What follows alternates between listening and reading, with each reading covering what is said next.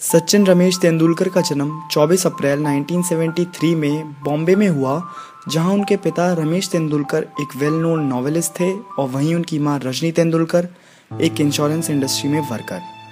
सचिन के दो half brothers और एक हाफ सिस्टर भी है, जिनके नाम हैं नितिन, अजीत और सविता। बचपन में सचिन एक बुली थे और अपने साथ के बच्चों को बहुत तंग किया करते थे और आए दिन उनकी स्कूल में बच्चों से लड़ाई भी होती रहती थी। वो स्कूल टाइम में टेनिस और क्रिकेट दोनों के ही बहुत दीवाने थे। उनके बड़े भाई अजीत ने उनको एक क्रिकेट कोच रामाकांत आचरेकर से इंट्रोड्यूस कराया और उन्हें क्रिकेट खेलने के लिए मोटिवेट किया। असल में उनका ये मकसद था कि अब सचिन लड़ाइयों और शैतानियों से अपना ध्यान हटाए और किसी और चीज़ में ढंग से लगाए। जब सचिन को आचरेकर की एकेडमी के टेस्ट के लिए बुलाया गया तो उन्हें कोच के सामने खेलने को कहा गया, पर उस टाइम पे सचिन अपना लेवल बेस्ट परफॉर्म नहीं कर पाए। तो उनके भाई ने कोच को कहा कि अभी सचिन सेल्फ कॉन्शियस हो रहा है और आपके सामने ढंग से खेल नहीं पा रहा। तो कोच ने सचिन को एक और मौका दिया और इस बार वो सचिन को एक पेड़ के पीछे से छिपकर ऑब्जर्व कर रहे थे। इस बार सचिन ने पिछली बार के मुकाबले बहुत अच्छा परफॉर्म किया। अब उनका आचरेकर एकेडमी में सिलेक्शन हो गया। इस टाइम पर सचिन सिर्फ 11 साल के थे और वहीं उनके भाई अजीत 21 साल के। कोच आचरेकर तेंदुलकर के क्रिकेट से बहुत इम्प्रेस हुए और उन्होंने सचिन को एडवाइस दी कि वो अपना स्कूल चेंज करके शरद आश्रम विद्या मंदिर हाई स्कूल में एडमिशन ले लें, क्योंकि वहाँ बहुत अच्छी स्पोर्ट्स फैसिलिटीज़ थी और वहाँ से पहले भी कई क्रिकेटर्स निकले थे। इसके पूर्व Sachin Indian education societies new English school से अपनी पढ़ाई कर रहे थे।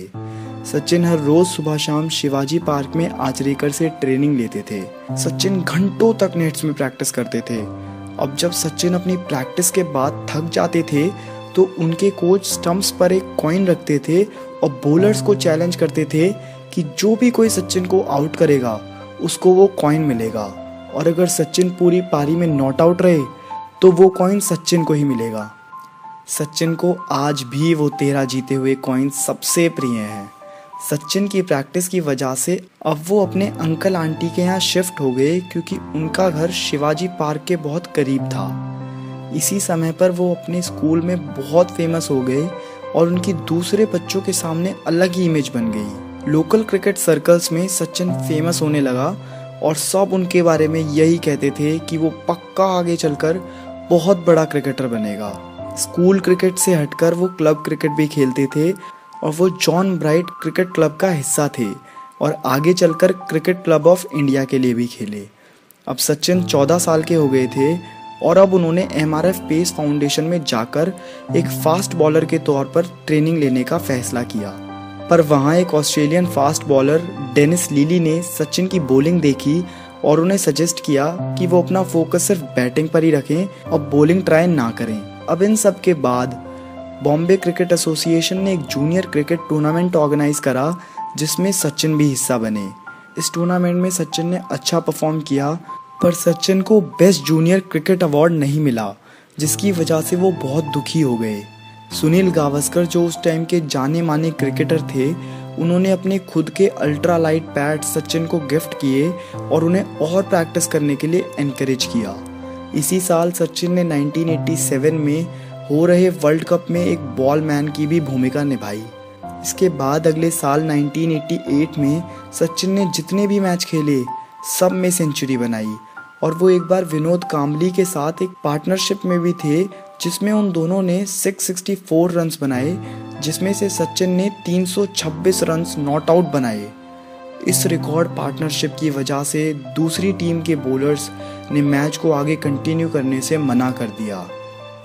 इन सब के बाद तेंदुलकर ने 11 दिसंबर 1988 में सिर्फ 15 साल की उम्र में डोमेस्टिक क्रिकेट में डेब्यू किया और बॉम्बे की तरफ से पहले ही मैच में 100 रन्स नॉट आउट बना दिए। इस मैच ने सचिन को youngest Indian to score a century on debut in first class cricket बना दिया। इसके बाद सचिन ने ईरानी ट्रॉफी और दिलीप ट्रॉफी दोनों के ही डेब्यू मैचेस में सेंचुरी लगाई और अब वो पहले ऐसे इंडियन बन गए जिन्होंने तीनों डोमेस्टिक ट्रॉफीज के पहले ही मैच में सेंचुरी लगाई। डोमेस्टिक क्रिकेट में सचिन ने 2 बार डबल सेंचुरीज भी लगाई, जिसके बाद उनका इंटरनेशनल क्रिकेट में सिलेक्शन हो गया। सचिन के इंटरनेशनल करियर की वीडियो देखने के लिए हमारे चैनल नेशनल बायोग्राफी चैनल को सब्सक्राइब करें और अगली वीडियो का इंतज़ार करें, जिसमें मैं आप लोगों को बताऊंगा कि सचिन के इंटरनेशनल करियर में क्या उतार चढ़ाव आए।